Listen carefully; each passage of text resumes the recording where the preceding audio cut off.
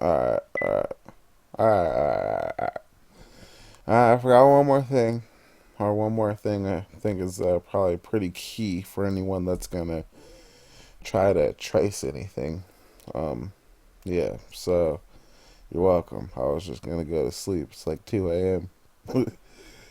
So here on Google, we'll look for something like, say, an apple.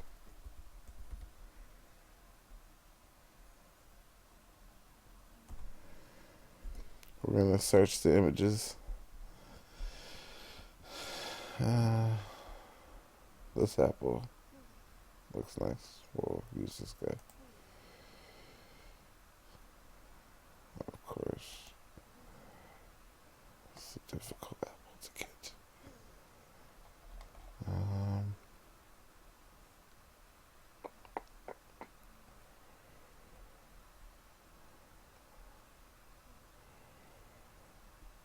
Fair enough.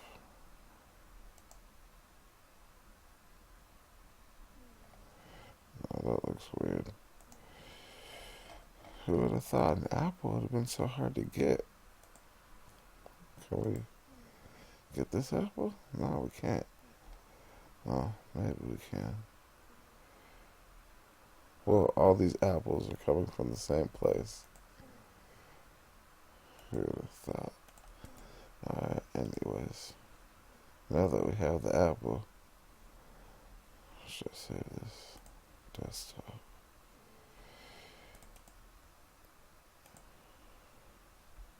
Alright.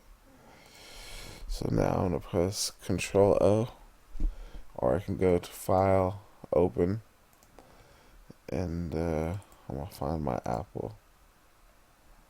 There it is. So, tracing something. Now, Illustrator has something that is like designed to trace stuff, and it does a pretty good job sometimes, but not all the time. It's called image trace. So I'm going to first select this layer, and as you can see, it's this is how big my layer is. I'm gonna go to View, and I'm gonna go Show Transparency Grid, and now you can see that's how big the image is, and the canvas, the square, is bigger than the image. So what I'm gonna do, I have this selected. I'm gonna go Object Artboards, Fit Artwork to Bounds. Now, my canvas is the same size as my images. Now, now I still have this selected, so on my image trace thing, and if you don't see your image trace thing, go ahead and click Window, and then look for image trace. These are all alphabetical order, so it should be right after G. And if you hit L, you went too far. I'm gonna go ahead and hit trace just to see what happens. So, whoa, it traces this thing. It turns to black and white. Now, why did it do that? Mode, black and white. Huh. That probably has something to do with it. So let me check this preset. What do we got here? High fidelity photo. If I click that, what happens? Well, it basically looks like it's the same thing, but it like vectorizes it. It's almost like this artwork effect kind of a thing to it. All right, so I know that'll be helpful for some people. And if you click this advanced tab, you get some options down here. Like you could click snap curve to lines. You got this noise threshold thing, how many corners you want, how many paths you want. So like uh, colors, we want less colors. Say we only want 12 colors. So now it's giving us more solid colors because it has less colors to work with. Um, we want less corners in it.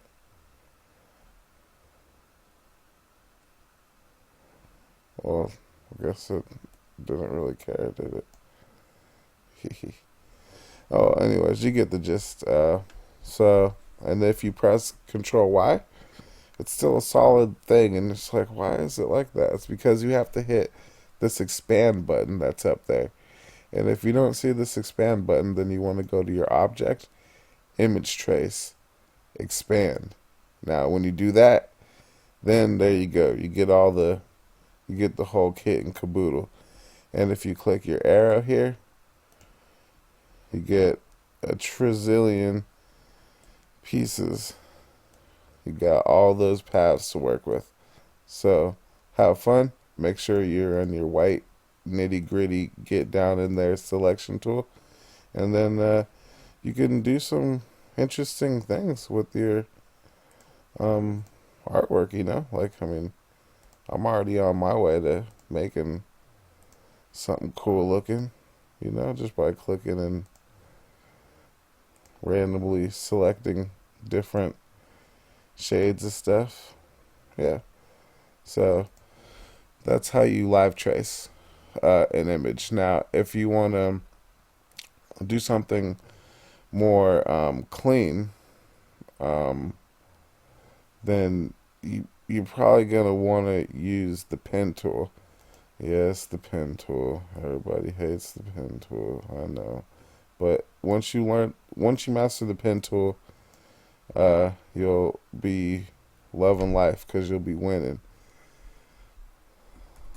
See how far back I can go on this. See if I can't just get my image back.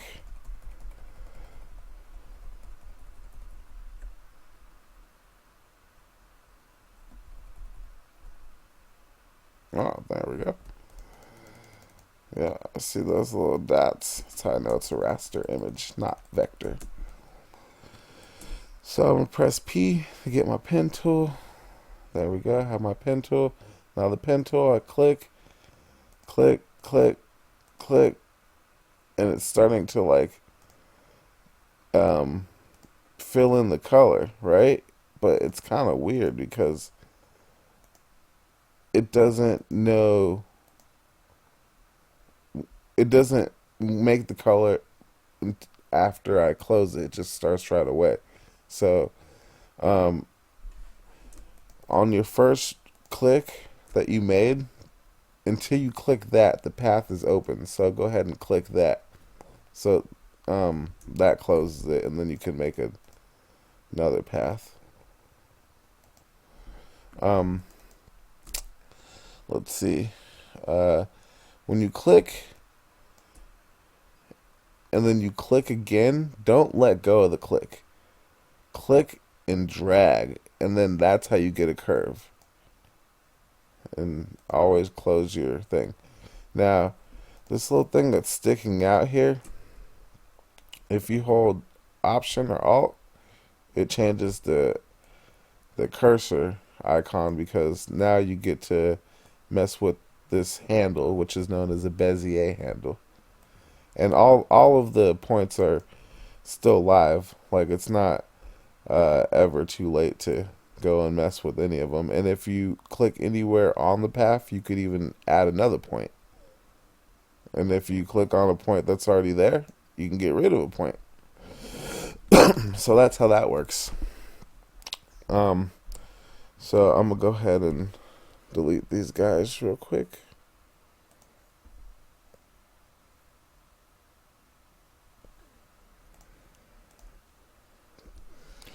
And then we're going to go ahead and try and trace this apple. Just quick and easy. Now, this is our fill color. This is our stroke color.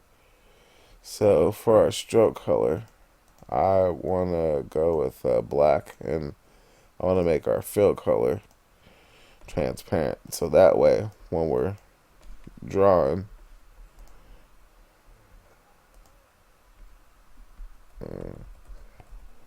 it didn't work out the way I had planned. So that when we're drawing, like I was saying, we can have something to see.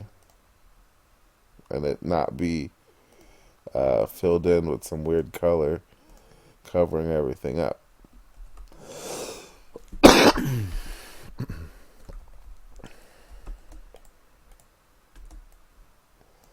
So here we go. Click my first one. So I'm going to click my second one. I'm going to pull out a little bit till I get it to fit the curve right there. Then I'm gonna, oh yeah, remember I'm using the space bar to get my hand to move this thing around. Now I'm gonna click here, and then I'm gonna drag till I get this guy to fit the curve. And then before I let go of this click, I'm gonna hold the Alt or the Option key, and I'm gonna move this side in without affecting that side. And what that's gonna do is make it easier to make my next point. Because watch, if I, however this is, my next point's gonna be affected by that. So if I want to click here, see how far out that is, and then I gotta go over here and hold Option and then adjust it, right? But you see how I'm adjusting it? That's basically the adjustment I was going to do before I even made that point, because I knew it was too long. So I'm going to click here, pull it out, and I already know this side's going to be a little bit too long, so I'm going to bring it back. And I just know that from doing a whole bunch of these.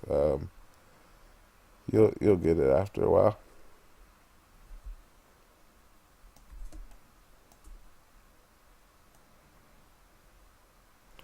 And if it's not perfect, it really doesn't matter, because no one's going to see that the apple how it was in the first place. So I'm even going to just make this one.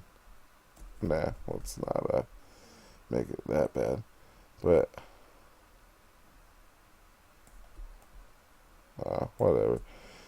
Yeah. But what I was trying to get across to you is that it doesn't have to be perfect.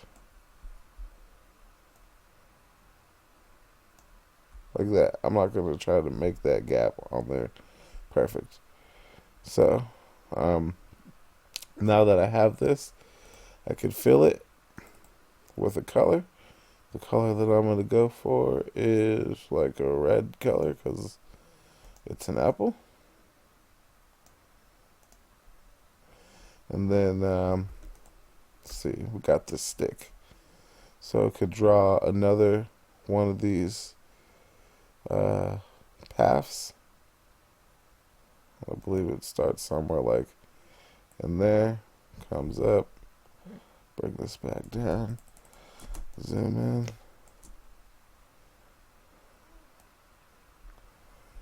come around, bring it in like that, close them off, right click, arrange, send to the back. Well, okay, maybe not behind the actual pictures. Alright, bring it forward one, but behind that. And then change the color of it to something like brownish, stem like color.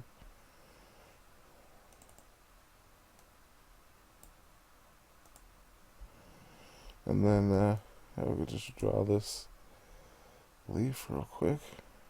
That'll be good.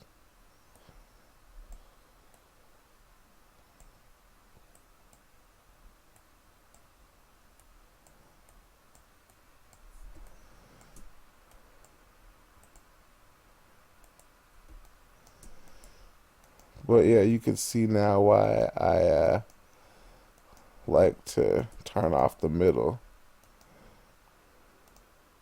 See, I could just guesstimate where it's at, but I'm pretty sure that might mess you up. And so for this one, I think I'm gonna go. Well, I'm gonna send this arrange, send it backwards, and look right here where the shortcut keys are too. The Control Shift plus minus or whatever. That'll save us time. Like I could just be pressing Control. What was that? Plus minus. No.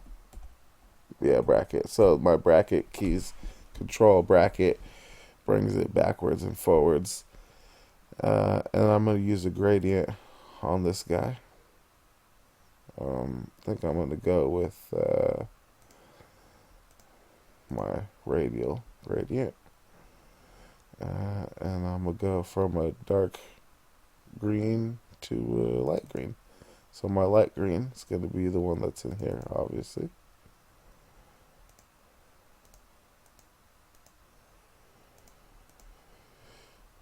Why I'm getting zero color, but is what I would like to know. Well, it's really weird. It's just like, it's like, nah, bro. You're gonna get no type of color. Like, what?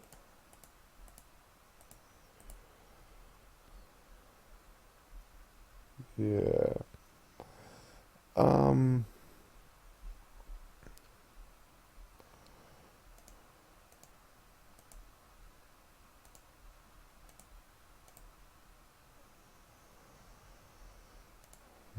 well, so this is what it's all about. You know, it's just kind of getting lost and trying to figure out why you're having these problems. So I double clicked on this swatch right here, and it brought me to some color, um, which is cool and all, but not really what I was hoping for. And I took that swatch and I brought it down here. And I'm guessing whatever kind of swatch it started on just had no color information, because now I click on this swatch and I have color information. See, I click on this one, no color information. So yeah, maybe it might just be you just have to delete the swatches and make your own swatches if that happens. So I'm glad it happened, so I can help you with that technical problem for the future. So I believe what I wanted to do was start with a light green and then go to a darker shade of green. So that's what I'm gonna try to do now.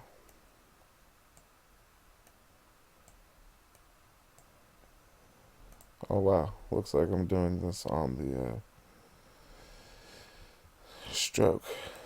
So yeah, even I have to pay attention to what I'm doing. Otherwise, I'll have some problems that I wish I didn't have.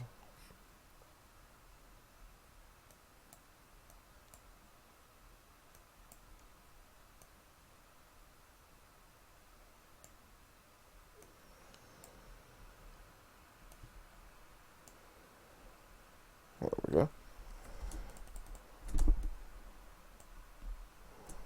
So yeah, it's not super pretty apple, but I'm gonna give you one more bonus that's gonna make this look cooler.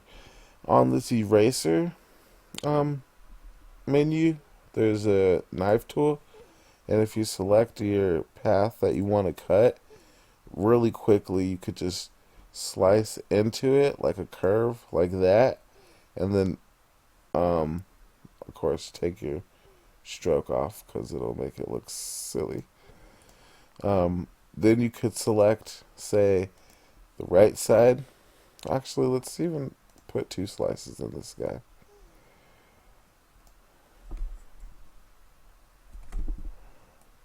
Then you could see why in just a moment. Momentitos. Did I say that right? Hope I didn't offend anybody that really speaks Spanish, because I totally butchered your language. I apologize. Um, so yeah, now we could take this middle stroke, make him darker. Woo. That's not what I wanted to do. I wanted to take this guy only, make him darker, and then take this guy only and make him even darker than that. And then, so you see how I'm getting like this cartoonish fade going on? It's pretty cool. Yeah, but so I pretty much gave you the crash course in logo design. Um,